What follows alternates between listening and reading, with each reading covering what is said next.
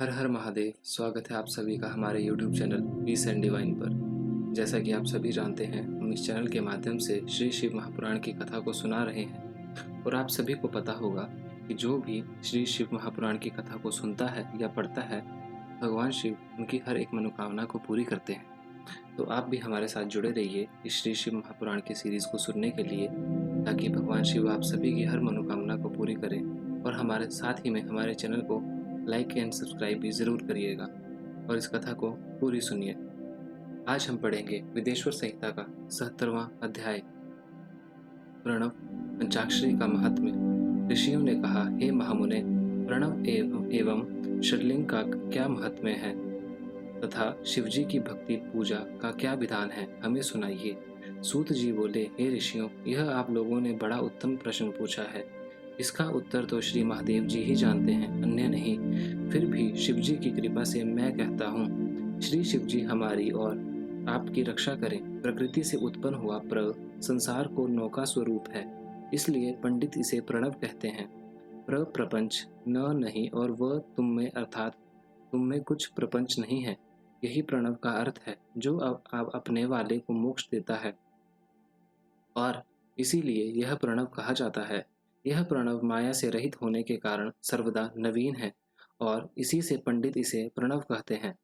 यह प्रणव सूक्ष्म, स्थूल और दो प्रकार का है।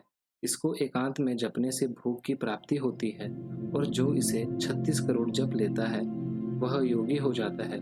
यह आकार, उकार, मकार, बिंदु और नाद सहित तथा शब्द काल कला से युक्त है, अर्थात अ, उ, म इन 3 दीर्घ अक्षरों और मात्राओं सहित प्रणव होता है, जो योगियों के हृदय में निवास करता है।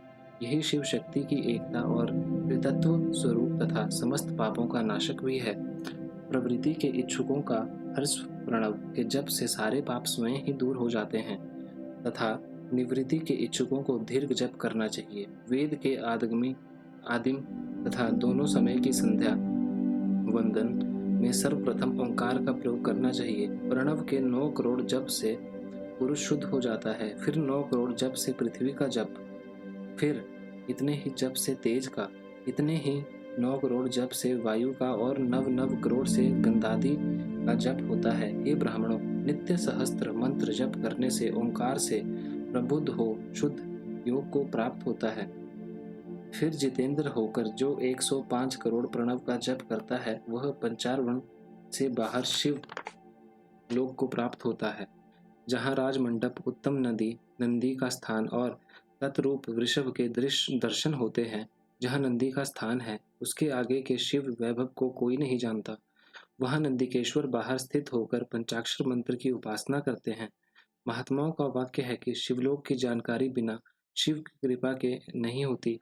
जो ब्राह्मण और गुरु से प्राप्त कर शिव पंचाक्षरी का 5 लाख जाप करता है, उसकी आयु बढ़ती है, स्त्री स्त्रीत्व से छूट जाती है, क्षत्रिय क्षत्रित्व से छूट कर ब्राह्मण हो जाता है और पुनः मुक्त हो जाता है, वैश्य वैश्यत्व से छूट कर क्षत्रिय हो जाता है और ब्राह्मण कहलाता है, तथा शूद्र 24,000 जपे तो ब्राह्मण के समान शुद्ध हो जाता है, क्योंकि यह मंत्र शिव स्वरूप है और जो इसको धारण कर लेता है वह शिव स्वरूप हो जाता है।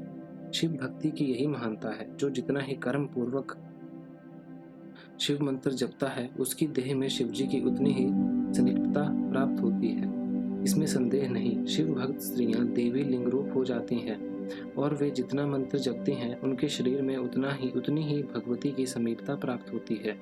शिवजी की पूजा से विद्वान को आनंद की प्राप्ति होती है।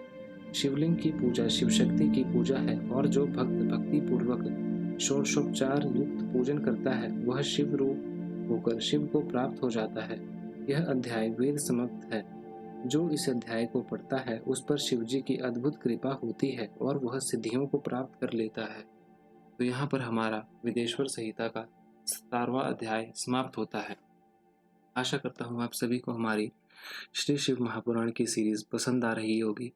जुड़े रहिए हमारी सीरीज के साथ, ताकि आप पूरी श्री शिव महापुराण की सीरीज को सुन सके और हमारे चैनल को लाइक, सब्सक्राइब एंड शेयर करना भी ना भूलिए और साथ में कमेंट में हर हर महादेव लिखना भी ना भूलिए। धन्यवाद।